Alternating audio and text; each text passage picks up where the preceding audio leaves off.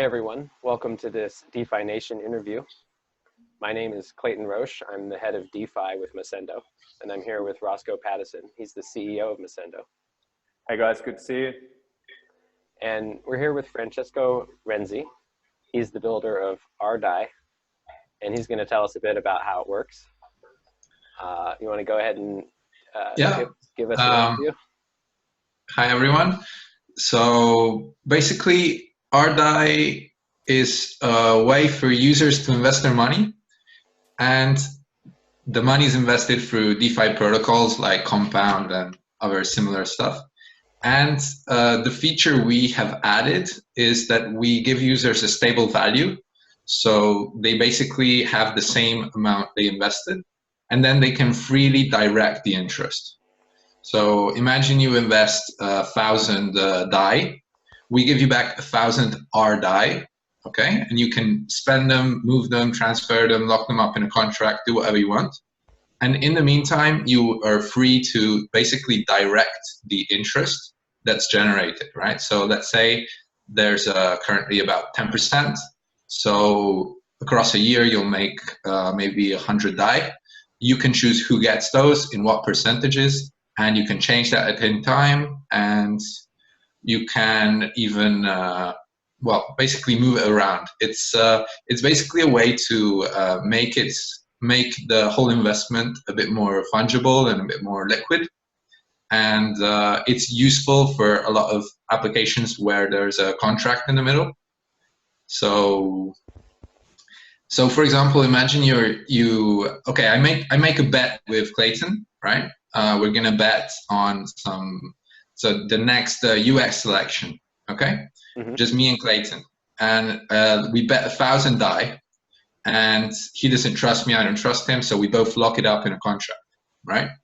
So we can tell this contract to keep 1,000 DAI, so 2,000 DAI in it, and then in the meantime, give us back the interest. So we're basically saving ourselves from the opportunity cost of locking up that capital.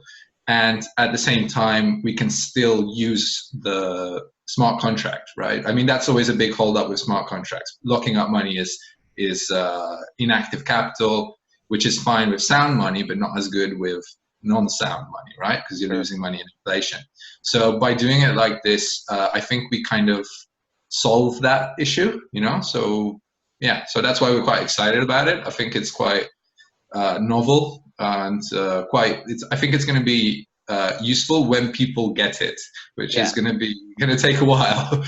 To use a really simple metaphor, what I kind of saw when you were saying that, it's like if I was paying a deposit on my rental, for like a housing rental, the deposit that I'm paying might be able to earn me interest whilst, like I've got my rental and I've got, like $3 or $4 grand down for my apartment. I still get to earn the $300 to $400 a year on that deposit. That's pretty cool. Exactly. Clayton, I'm just going to ask the one burning question I have, because I think it's my only burning question that I have. So say that I get this 1,000, like I put 1,000 DAI in and I get my 1,000 rDAI back, and I now want to pay Clayton 100 of those rDAI. Am I in that moment? Am I transferring to him the 10% of the directed interest? That depends on Clayton. Okay. So basically, we've designed it so that it can easily be layered on top of existing contracts. Okay. And what we needed to find was a way for contracts that can't interact with our DApp to basically have interest direction, let's say. So basically how it works is when you send some rDAI to someone who has never had any, they will inherit your direction. Okay, got it. Okay, so Clayton's going to see all my subscriptions to the naughty magazines that I may not subscribe to. He's going to get my, he's going to know what I've been up to. Actually, I think the best example was someone who posted this on Twitter, which was just great. And he's like, so if we can send a donation to Mike Pence, where the interest is directed to Planned Parenthood and see what happens. So actually, interestingly enough, it's money with an agenda. Like it's almost like a publicity tool in that sense. Right. Yes, but wait. So this is the case that Clayton or whoever you're sending to has never used rDAI. Okay. So it's the case for every contract, because contracts in general will not have used rDAI. But Right. if Clayton has used rDAI, then he's probably set up his own interest direction, right? He's probably sending it to himself or to a charity or whatever. So in that case, He's very noble. Clayton's very he noble. doesn't inherit yours. Profits. It goes into his. So the Naughty magazine revenues will be redirected to charity, is what we're saying. Yeah, well, if you have already set that up, yeah. And in any case, once it's in your wallet, you can change that. Okay. So it's not tainted money. And so my question then is, so I've got an Ethereum wallet, and let's say I've used rDAI before, and I've got a direction for the interest. Yeah. I received some additional rDAI from another place. It's just going to automatically use my wallet settings for directing the interest. Exactly. Exactly. Yeah. And because that's all in our contract, we can layer it on top of anything. So you could already have your Connects pool on Mosendo, right? And you can just send it 1 cent with the direction, and it will inherit it, and then it's locked there. You see what I mean? I think so. Oh man, this is all sorts of crazy. Could you imagine if? Okay, so obviously I could wrap this in another smart contract and lock the fact that it's getting interest from X direction too. Like that's obviously not too far fetched. Sorry, I got lost there. What do you mean? So like if rDAI as it exists now, like if I transfer to Clayton, it transfers to the way he receives. He currently receives his portfolio, so it goes to him using, they say, Compound is the way he does it. He will it'll automatically switch to Compound. It wouldn't be like much more of a stretch for me to actually like force it so that it could keep coming from where I was had it directed before, like DYDX, say, as an example. Okay, wait.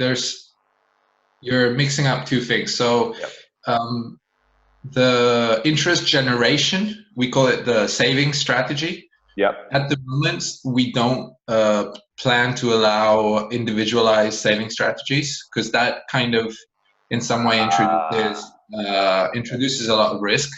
Because imagine, we might have a whitelist, okay, of acceptable savings options. Yep. But in any case, the money is not exactly the same.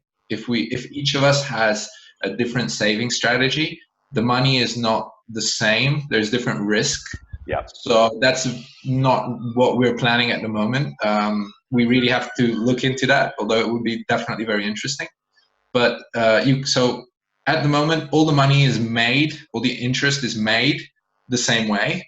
Yeah. But you get to choose where to spend it, let's say. So who gets to spend it? I see.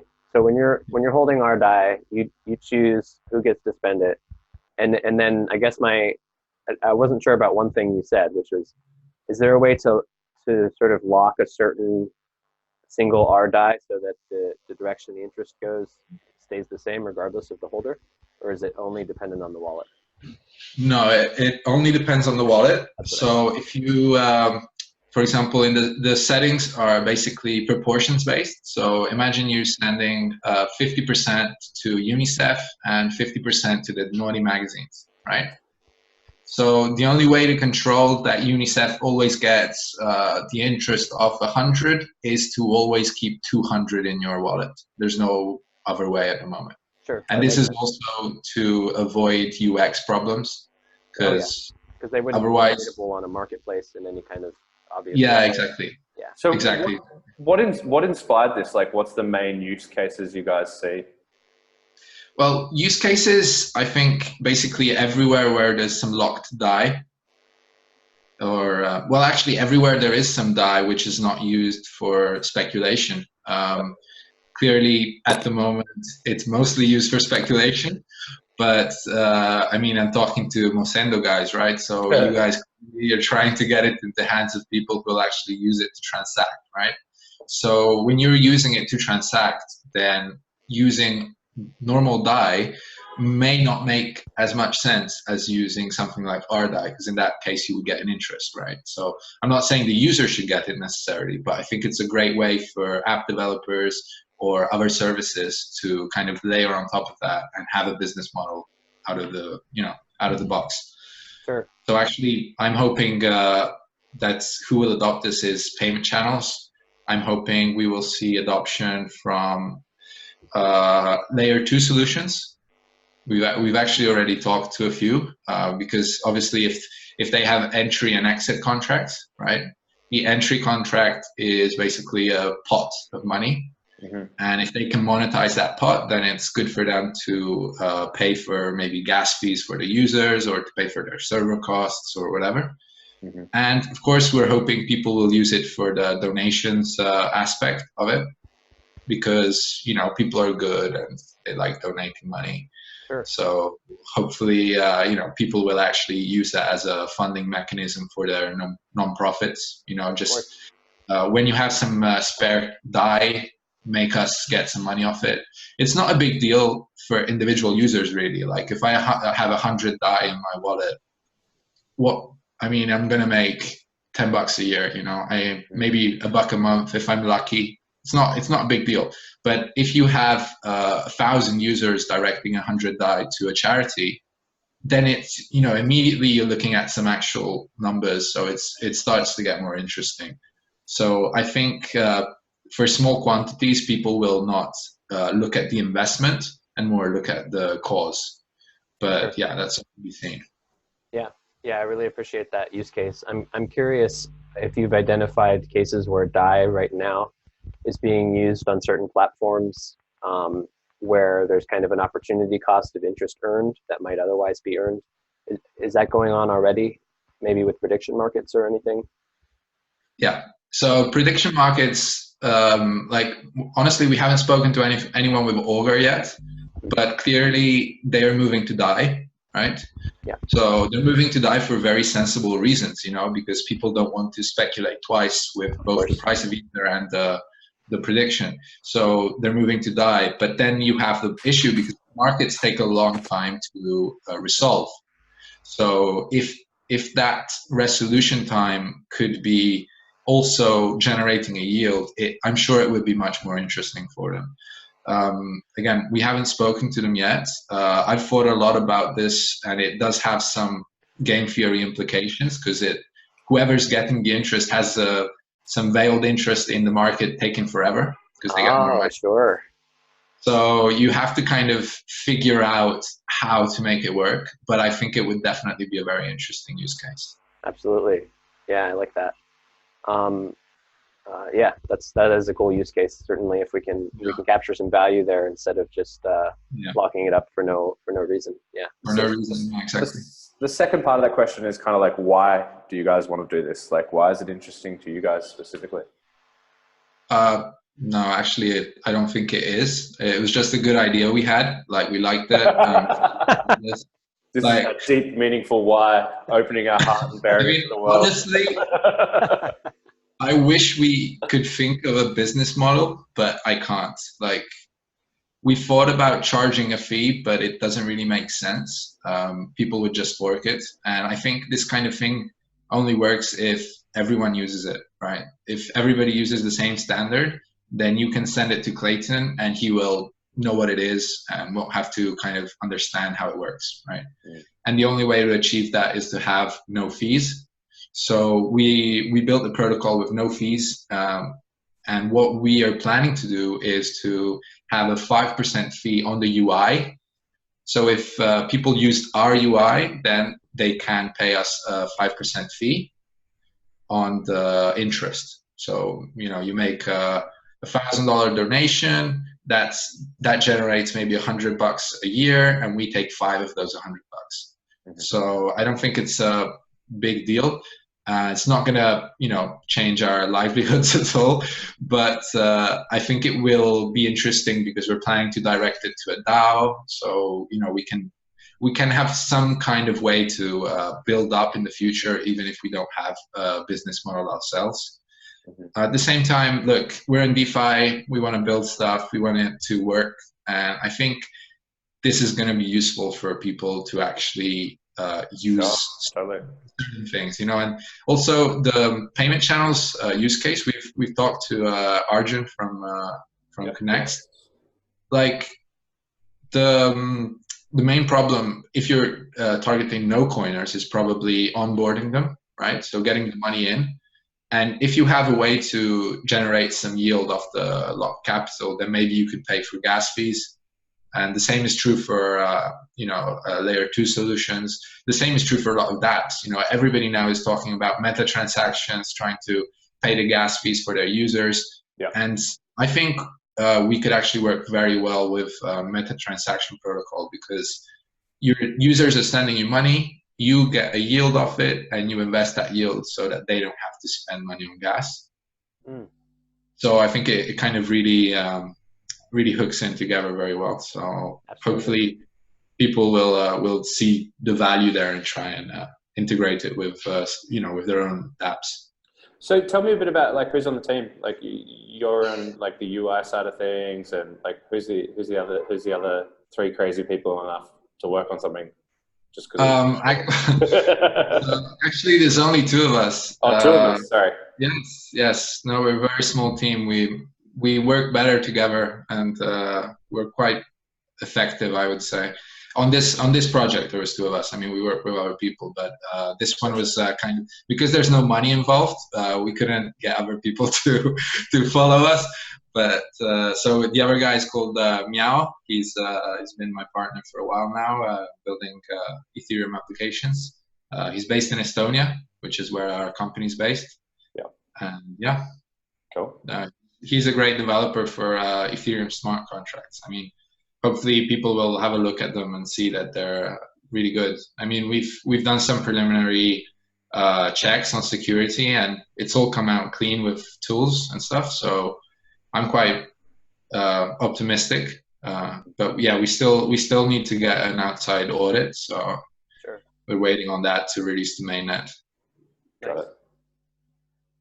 So I'm curious, is this going to only be built through Compound, basically? This is only something that could tie in with cDAI? No, actually, this is coming out soon. We've built this recently.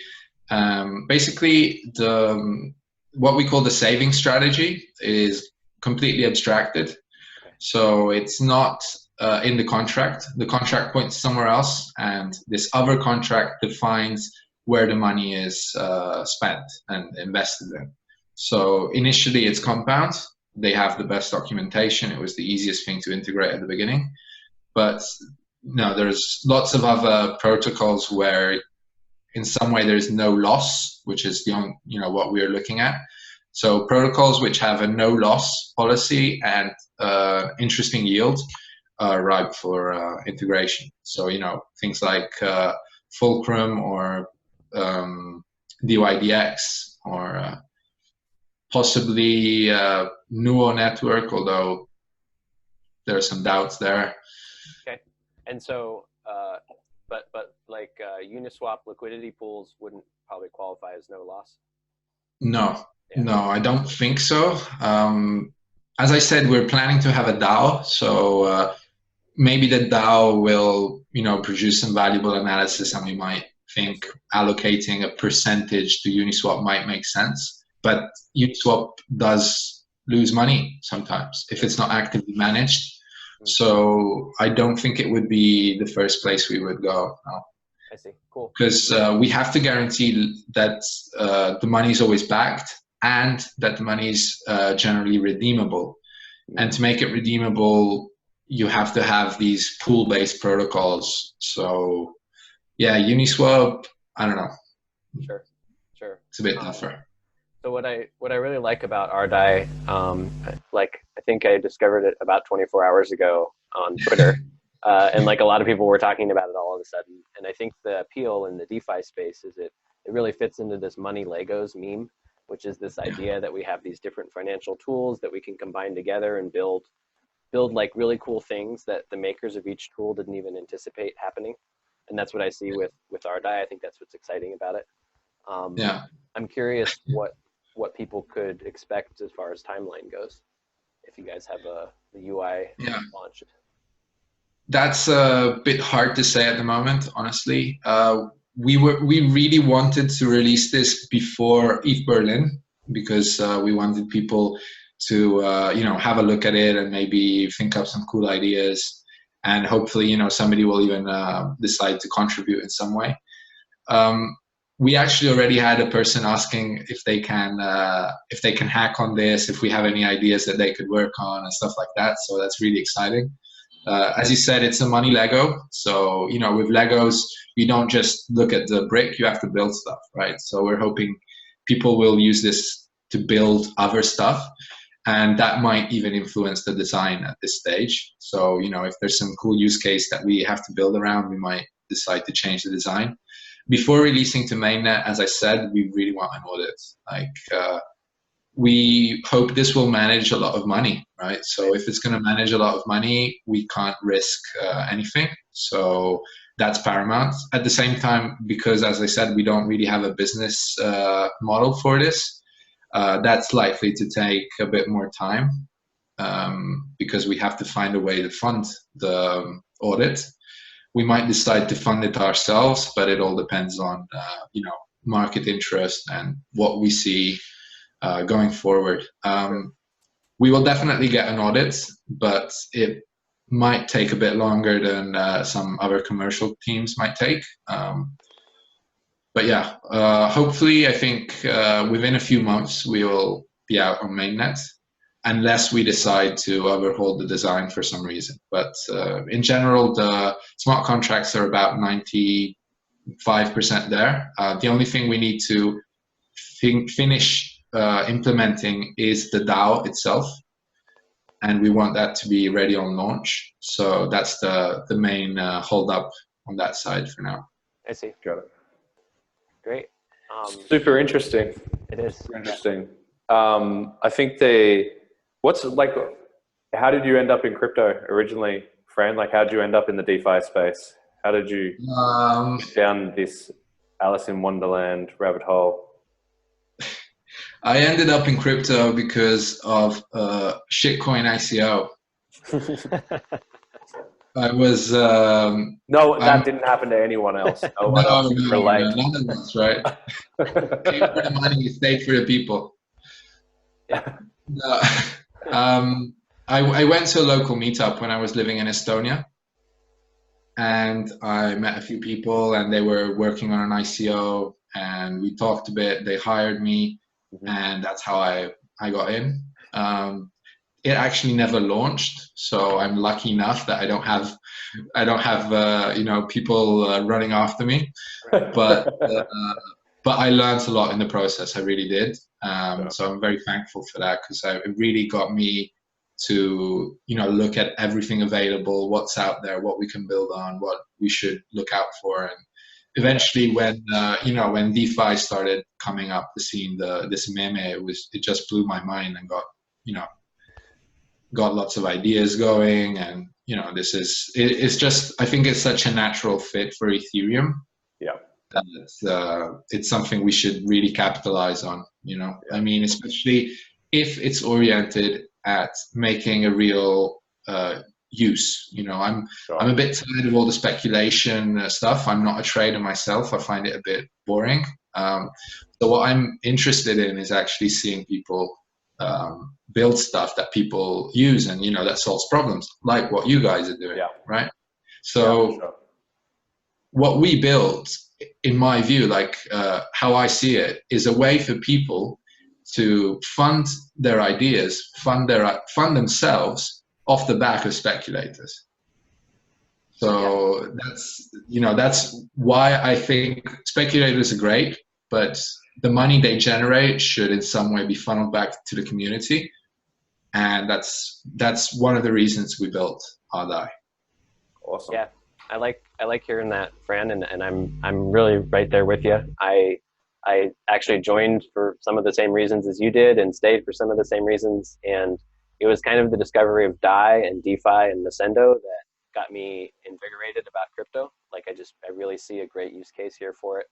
So yeah, I'm really with you there as far as finding something that I think is going to add some serious value. So it's a really cool movement in crypto, for sure. Yeah, I think the best actors in the space have grit and determination, and they've all got a little bit of glass they're still picking out of their elbows because they crawled across heaps of it.